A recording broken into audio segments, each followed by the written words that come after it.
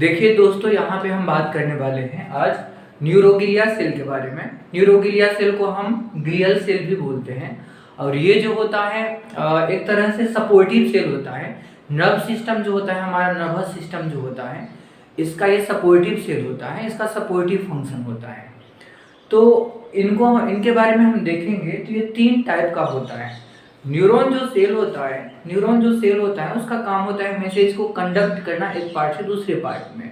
But इनके surrounding में ये सब सेल भी पाया जाता है और कहीं ना कहीं ये सपोर्टिव का काम करता है। तो यहाँ पे ये बहुत सारे टाइप्स के यहाँ पे होते हैं, बट यहाँ पे मेनली हमने 3 टाइप्स के बारे में देखा है। तो वन बाय वन हम आपको बताते हैं। पहला देखिए आप, एस्ट्रोसाइट्स होता है, दूसरा ओलिगोडेंड्रोसाइट्स होता है, तीसरा माइक्रोग्लियोसाइट्स होता है। तो एस्ट्रोसाइट, ओलिगोडेंड्रोसाइट्स, माइक्रोग्लियोसाइट्स, तीनों के बारे में हम थोड़ा बहुत यहाँ पे डिस्कस करने वाले हैं ब्रीफ में। तो यहाँ पे देखिए ये एक्टोडर्मल ओरिजिन, ये भी एक्टोडर्मल ओरिजिन, बट यहाँ पे मीजोडर्मल ओरिजिन है। तो इसमें एस्ट्रोसाइट और ओलिगोडेंड्रोसाइट जो होता है, ये दोनों जो ग्लियल सेल होता है, इनका एक्टोडर्मल जर्म लेयर से बना हुआ होता है, जबकि ये जो होता है मीजोडर्म जर्म लेयर से ये बनता है। दूसरा पॉइंट देखेंगे यहाँ पे शेप और साइज के बारे में। तो शेप देखिए, इसका लार्ज सेल होता है और इसमें बहुत सारा न्यूमेरियस प्रोसेस एराइज होता है सेल से। जैसे प्रोसेस क्या होता है, प्रोसेस होता है डेंड्रॉन एक्सॉन जो साइटोन के साथ निकलता है, आपने नर्व सेल में ये पढ़ा होगा। तो ये लार्ज सेल है, न्यूमेरियस प्रोसेस यहाँ से एराइज होता है।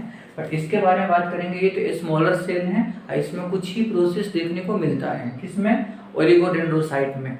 जबकि यहाँ पे बात करेंगे माइक्रोग्लियोसाइट्स में, तो माइक्रोग्लियोसाइट्स ये सबसे छोटा सेल है और विद द ब्रांचिंग किसमें होता है, तो ब्रांचिंग माइक्रोग्लियोसाइट सेल में होता है। तीसरा, इसके बाद फंक्शन के बारे में बात करेंगे, क्या काम करता है। तो यहाँ पे it provide the repair mechanism.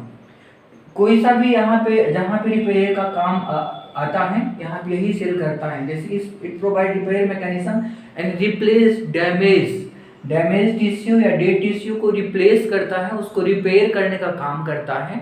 यदि कुछ डैमेज हो गया है टिश्यू में, न्यूरॉन सेल में, तो इनको रिपेयर करने का काम किसका रिस्पॉन्सिबिलिटी होता है, एस्ट्रोसाइट का रिस्पॉन्सिबिलिटी होता है। दूसरा, ओलिगोडेंड्रोसाइट्स के बारे में बात करेंगे। तो ये जो होता है ना, ये सेंट्रल नर्वस सिस्टम में माइलिन शीथ का फॉर्मेशन करता है।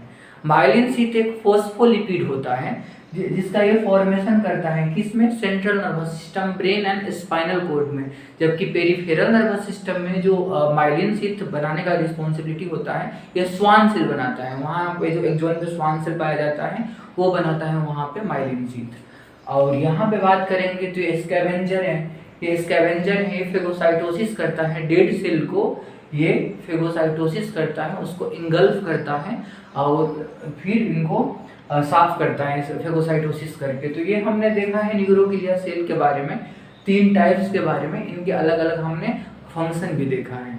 तो ये न्यूरोग्लिया सेल के बारे में थोड़ा सा भी आपको इन्फॉर्मेटिव लगे, इसको आप लाइक कर देना और सब्सक्राइब कर देना और शेयर भी कर देना आप।